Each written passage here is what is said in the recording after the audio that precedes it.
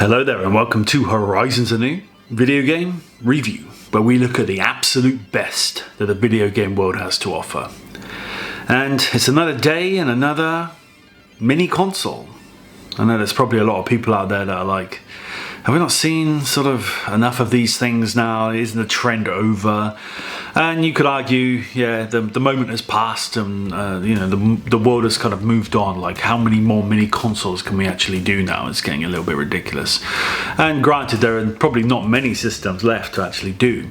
But in this episode, I wanted to look at one that's just been released, and I kind of feel like the moment needs to be marked, just because once again it's Sega producing hardware. And obviously Sega got out of the hardware business after the Dreamcast in the late 90s. But even if it is just a mini console, the idea that they're producing new hardware is kind of special. And yeah, I kind of feel that that moment should be marked. So if you haven't subscribed to Horizons Anew, please do so now. Horizons Anew needs you to subscribe. And remember to tap the bell icon so you always know what's on the horizon. So let's take a look at Sega's Megadrive Mini 2.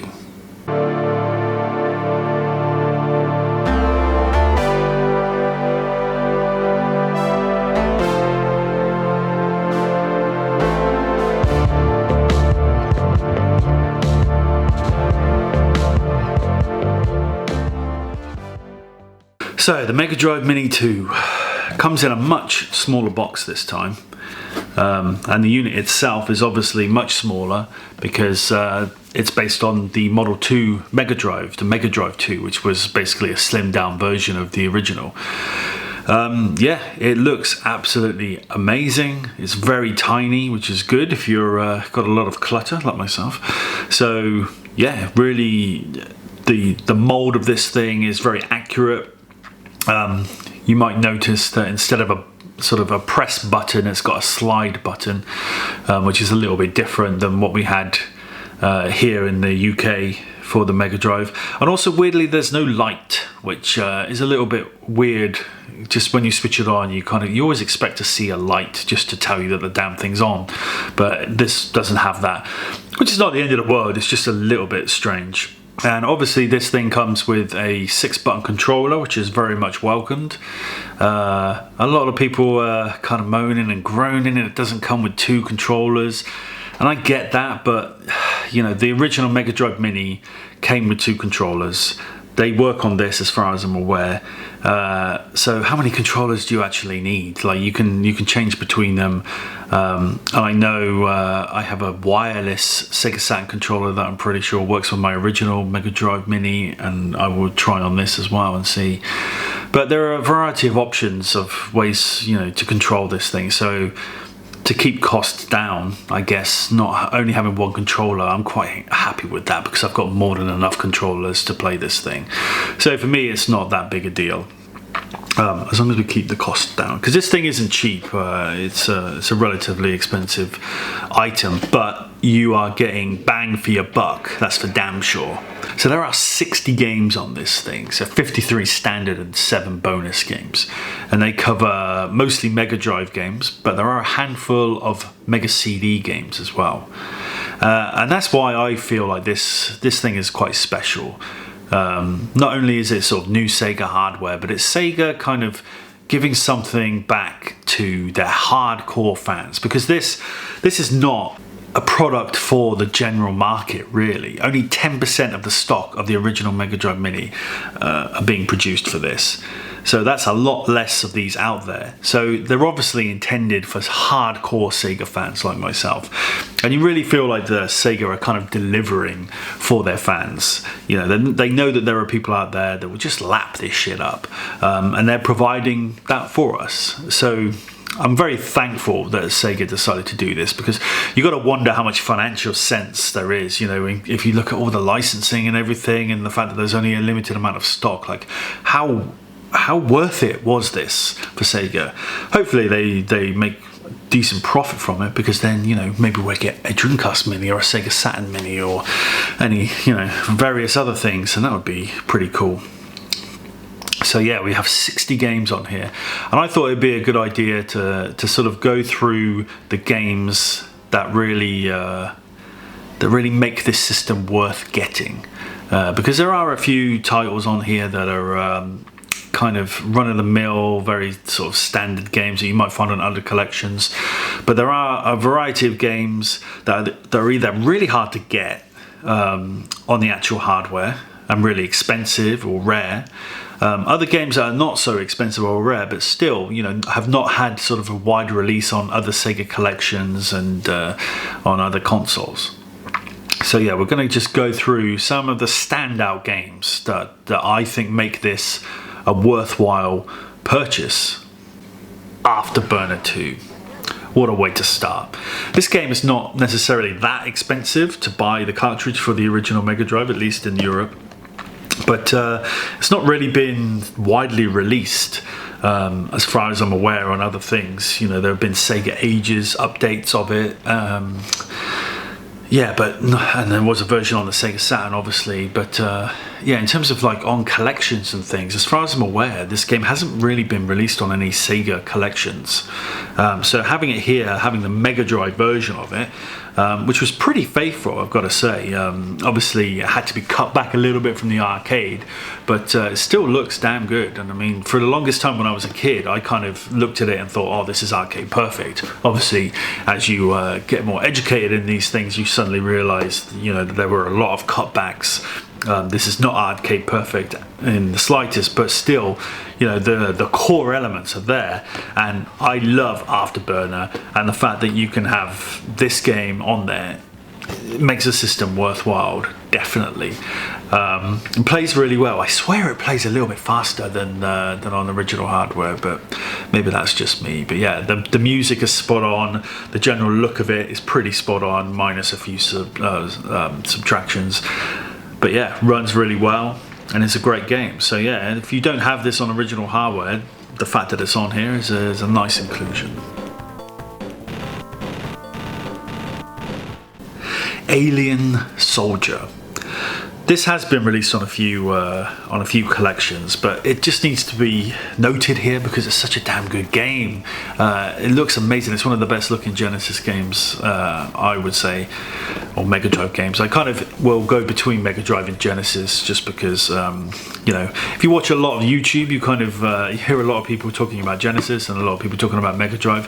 They're the same thing, so I may sort of interchangeably go between them.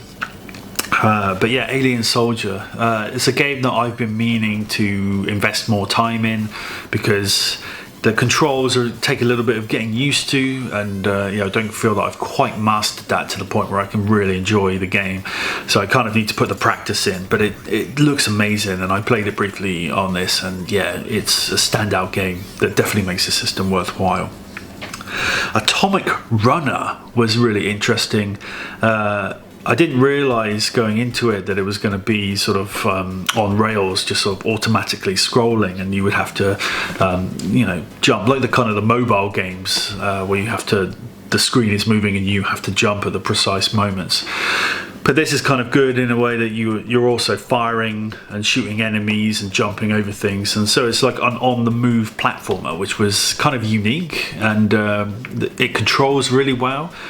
So you kind of, you can see it may get frustrating because the difficulty's there, but it always feels fair because you have a good control over your character, and it just never feels too unfair. So yeah, this is definitely one that I'm going to sink my teeth into a little bit more. Just looks like a really cool game that I'd never experienced before. Desert Strike: Return to the Gulf. This is one of those kind of iconic Mega Drive games. I'm sure loads of you out there have memories of playing this on your Mega Drives back in the day. An absolutely awesome game, a little bit different to sort of the typical things that you would see on the Mega Drive. And as far as I'm aware, it's not had like a huge amount of releases on other compilations. So yeah, a no-brainer that you would put it on something like this, and a very convenient way to play. Might make it a bit more accessible for people because you have the save states and stuff. I think it was a password system originally, so the fact that you can have save states and stuff makes it a little bit more accessible, and just great fun, and just nice to sort of reminisce and take the nostalgia train and have a go at this one again. Earthworm Jim 2. I've got Earthworm Jim 2 on the Saturn, which is obviously a slightly sort of upgraded version, but Earthworm Jim, the original, was on the original Megadrive Mini, so it's a no-brainer that you're going to put Earthworm Jim 2 on the Megadrive Mini 2. And it's a great inclusion, nice to sort of compare to other versions. I think Earthworm Jim 2 is on the Switch online, so kind of nice to sort of look at the difference between the Mega Drive version and the SNES version, compare that to the Saturn version. So yeah, great inclusion, and you can't go wrong with Earthworm Jim. It's like one of the best platformers, and yeah, very difficult game. So again, quite nice to have some save states to save your progress, because yeah, I do remember that game being extremely difficult. But yeah, love the game and awesome inclusion.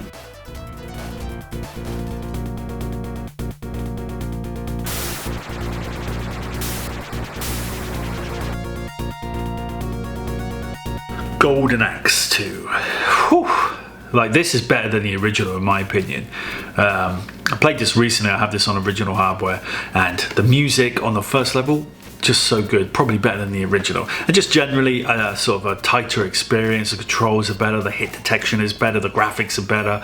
Overall, I much prefer Golden Axe 2, and I kind of feel like it's maybe sort of a beat 'em up masterpiece in my opinion, and I'm actually probably going to do a video on this because yeah, I really enjoyed my time with Golden Axe 2, so having a version on here is you can't complain about that at all.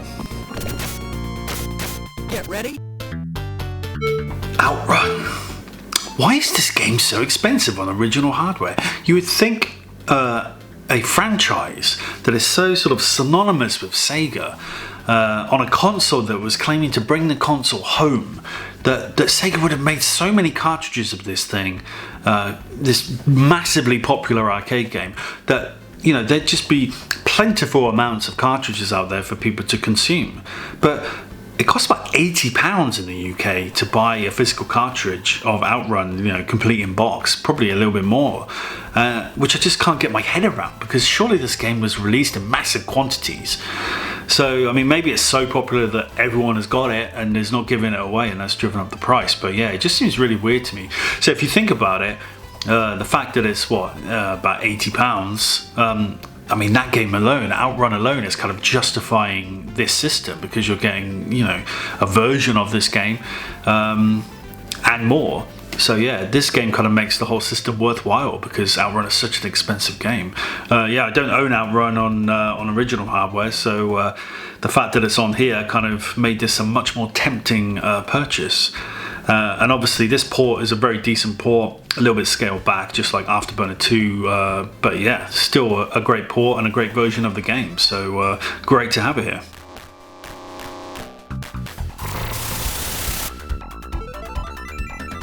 Ranger X. Had some exposure to this game, played it a little bit, and it was great to sort of play it again here. Runs really well on this system and looks fantastic. Graphics are amazing, big sprites for bosses, and you operate like a mech that can also sort of drive on this vehicle, and you shoot and fly in the air and stuff. Really cool game, lots of stuff going on. But yeah, what a great looking Mega Drive game, and yeah, can't wait to play more.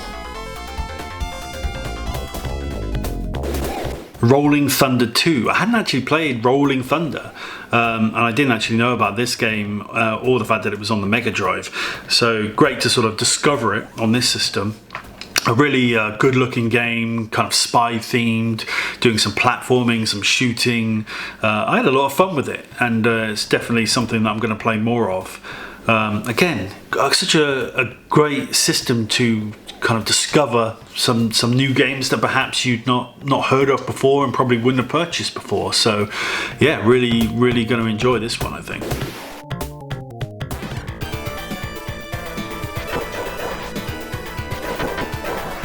Shadow Dancer.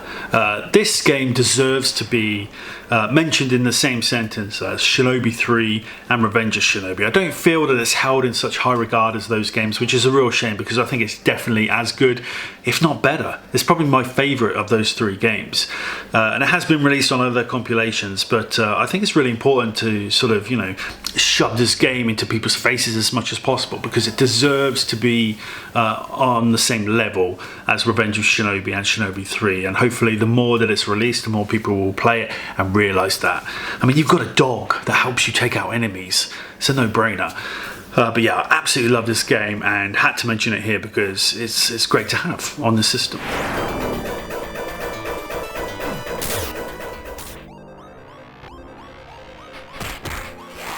Streets of Rage 3.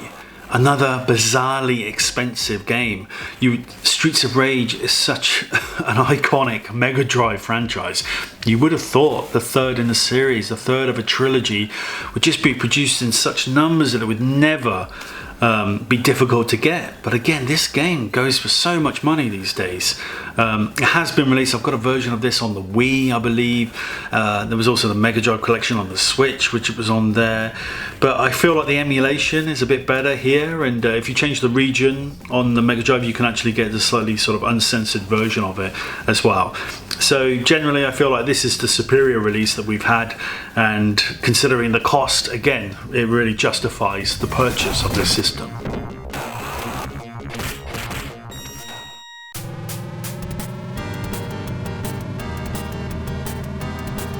Super Hang-On.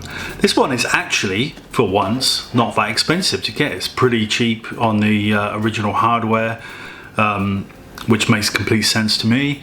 But it hasn't really been released on too many compilations in the past. And you just think it's so strange that, Outrun, Afterburner 2, Super Hang-On, that these kind of iconic classic arcade games were never sort of widely released on compilations in the past. It just seems a really bizarre thing.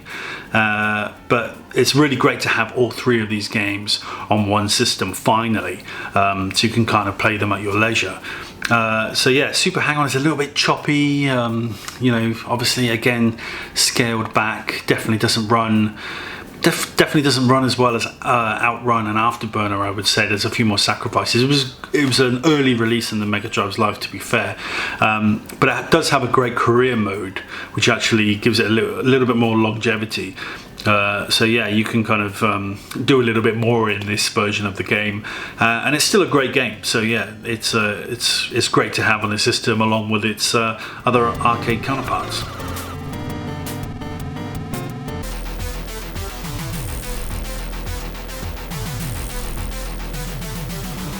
Thunder Force 4. This is like one of the best, most badass shmups that you're going to find. Just a really, really intense, gorgeous, incredible game on the Mega Drive. Just shows you really what the Mega Drive is capable of. Yeah, truly one of the masterpieces on the Mega Drive in terms of graphics, music, gameplay. Everything just comes together. An incredible game, the best in the series, I would say. And this game, is not ridiculously expensive, but I feel like it's creeping up there and starting to get more expensive. But this gives you a great way to play it. It is available on the Switch on the Sega Ages, I believe, but it's great to have here, and yeah, the more of the having some shmup action on this console is always appreciated.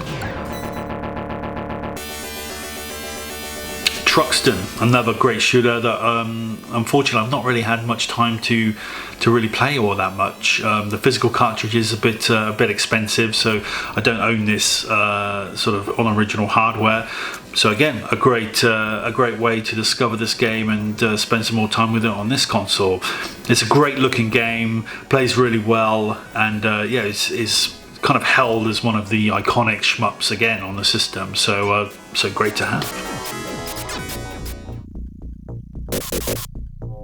Vector Man 2 has been released on most compilations, but I had to mention it here because it's Vector Man. I'm a massive Vector Man fan. I feel like the franchise never quite got the love that it deserved, And Vector Man 2 is some of the best graphics you are ever going to find on the Mega Drive. Just a stunning game. The original was stunning. This one is probably a little bit more beautiful than the previous one, and yeah, just a amazing late life masterpiece for the Mega Drive. So great to have, and always happy to play.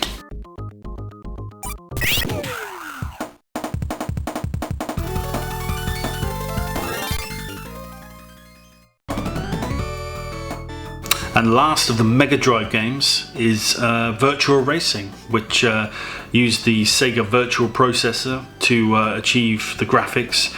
Quite an accomplishment for the Mega Drive, even if it is sort of using a chip on the cartridge to help it out. Still pretty impressive that this game is running on the Mega Drive, and it's quite playable actually, even though a little bit choppy and obviously the graphics are a little bit rough, but it's still quite a playable version of this game. And you would think they would make sacrifices like you know, changing the view of your car and stuff, like maybe they would fix that and stuff. No, it's all there. You can change into a cockpit view, you can go way out. Yeah, all of those things are still intact, so a really incredible achievement. And yeah, another one of those games that I don't own that was great to have on this system, so now I have my own version of it. So yeah, one of the best races on the Mega Drive, I would say. So now we come to Mega CD games, and this is where this system really becomes something special, because you can tell Sega have been listening to the fans, because I feel like the fans have been saying for quite a while now that you know, Sega's kind of career is not just the Mega Drive. That's not all they did. They did lots of other stuff, and the Mega CD was, you know, it was a bit of a debacle. It kind of didn't achieve what it wanted to achieve. It kind of set Sega up and put them in a bad spot going into sort of the 32-bit era. It kind of diluted their market and their brand power, I would say. But it's still a unique system, and it's still a system that people want to know more about if they haven't played it. I mean, I never owned one. Through emulation I have played some of the games, but it's nice to have sort of an official way to actually play all of these games. Now, it's not like there are tons here, and probably licensing some of the games that they might have wanted to put on here probably was a little bit difficult, maybe a bit costly. So it's not like we've got a huge selection of Mega CD games, but the fact that Sega have done this at all says a lot, that they're listening to fans and they're trying to highlight some of the lesser known aspects of their career, and their sort of in the hardware business. So yeah, an absolutely a great way to discover Mega CD. And let's have a look at some of the games here. So Echo the Dolphin, obviously this is one of those iconic Mega Drive games. This version, as far as I can see, in terms of visuals, doesn't look all that different. It looked pretty much the same to me. But the soundtrack, obviously, the Mega CD being CD based, one of the selling points is music, and the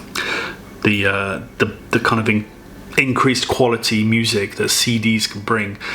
And yeah, this soundtrack, I'd love to get a copy of this soundtrack, because it really is just, I don't know, it adds a whole new level of atmosphere to the game. Not that the original game didn't have great music, it definitely did, but this one, yeah, it's just a step up from that.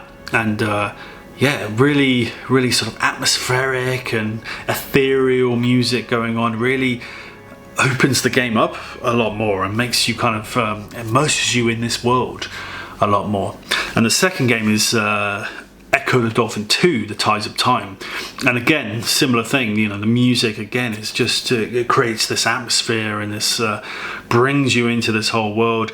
Again, I can't really see too many sort of visual differences between the two. The second game, both the games look great on the Mega Drive to begin with, so it's kind of difficult to see how they would improve it. But yeah, the music is great. Although I will say The Tides of Time, I actually love the Tides of Time soundtrack on Mega Drive. It's a really epic theme on that system, and while this music, you know, does everything that I said previously, it's probably not quite as impactful and epic as that original Mega Drive music, I would say. But great to have these two, and very hard games, so great to have these versions with save states. Final Fight CD. This is a really good port of Final Fight, I have to say. Not quite arcade perfect, but not far off. Large sprites, runs really well. Soundtrack is kind of a remix soundtrack. Really digging that. It's just great to see sort of what the Mega CD was capable of and experience. You know, a lot of people might have played this in the arcade originally, and the idea that you could bring that home in a version like this would have been a great experience. So it's great to also experience that now. Night Striker. This game is so pixelated, it's crazy. You just feel, you know, playing something like Batman Returns with the driving sequences and that. The system is capable of much better than this. So it's really weird to see how pixelated this game is.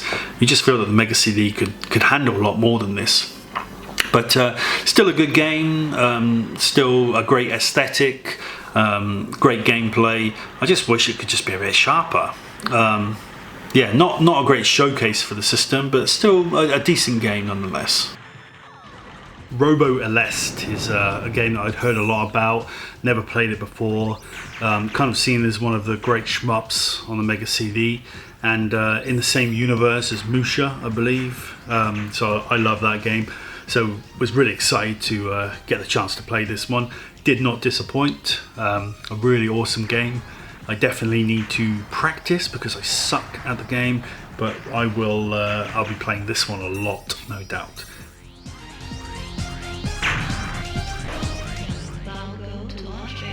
Sewer Shark is one of the sort of games that was pushing the full motion video aspect of the Mega CD, and man, has it got some bad acting, cringy dialogue, video quality is not the best either, but at the time I'm sure this was blowing people away, but now it's very 90s, and yeah, some of it hasn't aged all that well. But when you get to the sort of the gameplay part of it, where it is an FMV, but you're shooting things, you have a cursor and you're shooting things, I actually quite enjoy the gameplay, to be honest with you. It was a lot of fun. I used to have a CDI back in the day, and there were tons of games like that on that system, and I always enjoyed them. So this is kind of a guilty pleasure for me. You've got to sit through a lot of cringe dialogue and 90s over-the-top acting, but yeah, the actual core gameplay is a little bit of fun. I mean, I would have been massively disappointed to pay like £60 for this back in the day or whatever it cost, and got that. But to have it on this system is a great way to play it.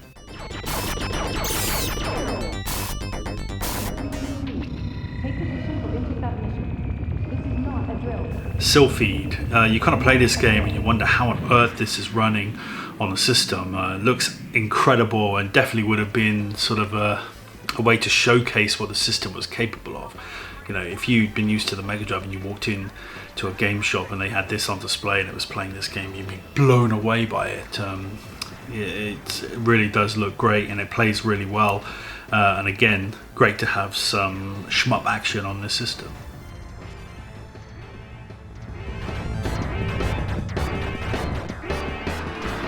The Ninja Warriors. Actually got a version of Ninja Warriors on the Switch physically, and really enjoyed that game. It, I believe it was kind of revamped and stuff. Really fantastic game. I was kind of curious about this game then, and I know Ninja Warriors had an arcade origin, so I was kind of curious about how it played on this.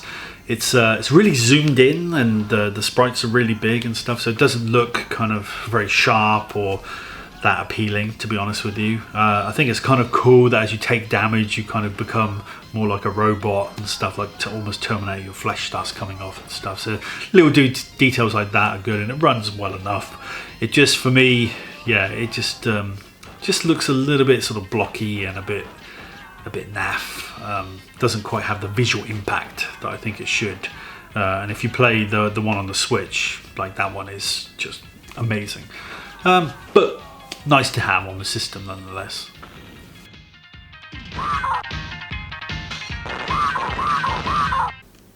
So those are kind of all the games that really stood out for me. There are tons more on the system, and I'm sure everyone will have their favorites, and there may be some on what I've covered today that you kind of disagree with, or others that you think should be on there. But for me, these are the ones that I wanted to highlight because they really sort of show you what the system is all about, and yeah, just why it's worth getting, essentially.